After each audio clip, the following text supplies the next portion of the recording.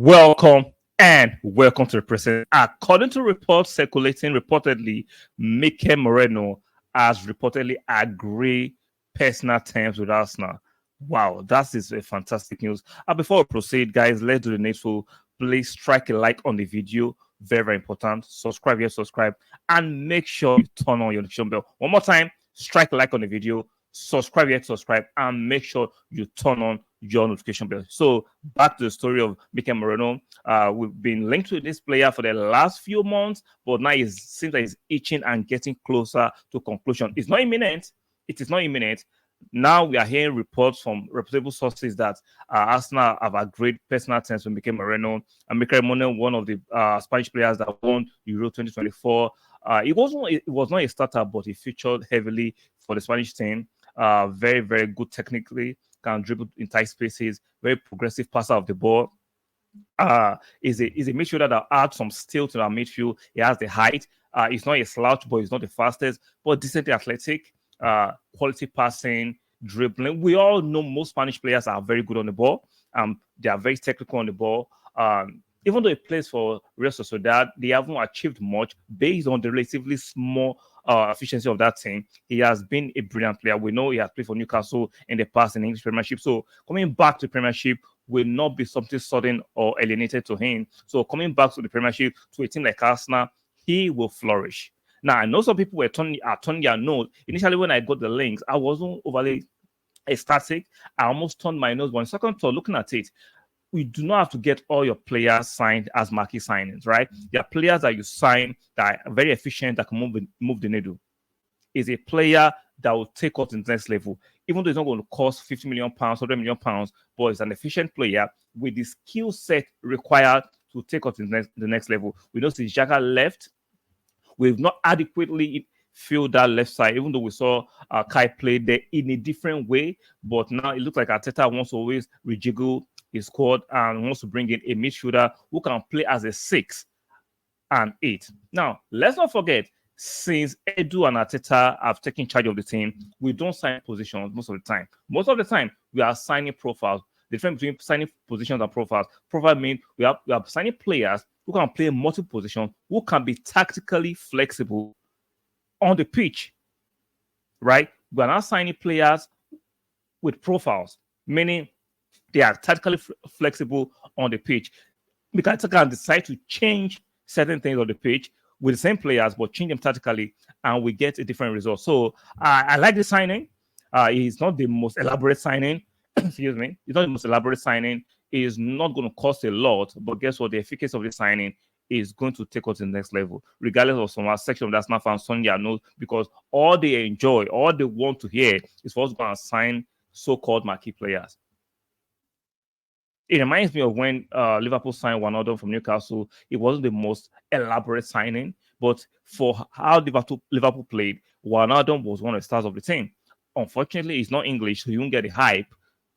They'll give all the hype to Henderson, but Wijnaldum in that Liverpool midfield was very fundamental to their success and how they played. So bringing in Mikel Merino for me, it helped us to be able to rotate efficiently. He can play 6, he can play 8 tactically. He's a very progressive passer of the ball. I saw some people analyzing his game with certain statistics, and I was just laughing. It was very farcical in my personal opinion. Statistics are very misleading to low IQ people. Yes, I'm going to say it. Statistics are very misleading, and I don't take them too seriously. Now, I use them sometimes, but I prefer not to use them most of the time because analyzing statistics without the right nuances can be misleading. Let me give you an example. A defender that plays for Everton versus a defender that plays for Arsenal, it's not the same thing. If you look at statistics or the chart, the defender that plays for Everton will have more clearances than the defender that plays for Arsenal. Does that mean he's a better defender than Arsenal? No, just that the frequency of defending at Everton is much higher than the frequency of defending at Arsenal, because Arsenal is a possession-based team, while Everton is a defensive team. So by that logic, Everton defenders will do more defending, have more clearances. It doesn't make them better defenders. So when you use statistics, sometimes it could be very, very misleading without the right nuances. That's why I don't enjoy it. Not because I cannot analyze statistics, because most people cannot analyze statistics. That's just the bare truth.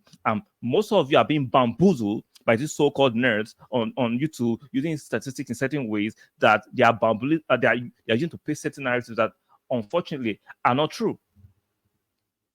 because Marina's statistics at Real Sociedad might not be very impressive because of the quality of players around him. You bring that same player to Arsenal with better players, better structure, he turns to a beast. Okay, another example. Let's use another example within the Arsenal realm, right? Xhaka and Torreira. Compare the Xhaka playing with Torreira and Xhaka playing with Partey. The difference is clear. The difference is massive. Xhaka turns to a better player playing with Partey, but Xhaka is a mid player playing with Torreira. So now, if you analyze statistics of Xhaka with Partey with Torreira, he might not be very impressive. You might not want to even sign him. That's why I always subscribe to people. Watch players objectively, not trolling, not with your tribal eyes. Watch players objectively so you can make an objective appraisal of players instead of using statistics. I'm not saying show statistics and throw into the bin, but I think most people should not use statistics to judge players because there are nuances that can be very, very misleading for you to make a convincing and compelling argument for a player.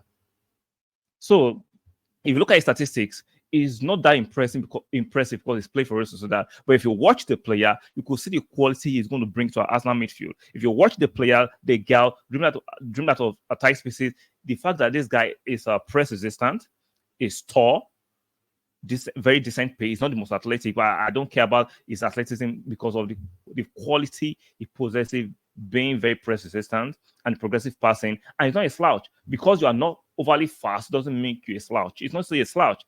And he's very, very physical. He can go into a tackle. He's the kind of midfielder we can use in different varieties of formation in the Arsenal team. And we know Mikel Merino loves the player, profile of a player who can do different things tactically on the pitch. So for me, he's a Mikel Merino player to the T. He's a player, even though might not cost more than £25 million, but its effect on the team will be worth £100 million, in my personal opinion. Some of you might disagree, but go and watch him objectively. And let's see if this deal goes through and see what Mikel Merino will look like in the Arsenal team. I think he's going to be a very, very fantastic addition to the Arsenal team. He has availability. He's not injury prone. Good passing range.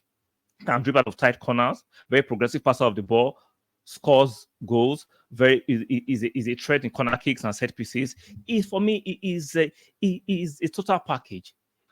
Even though he's not the most expensive player. Now, if you look at some of the commentary that were made by the president of Real Sociedad to show that this deal is actually getting closer than we think.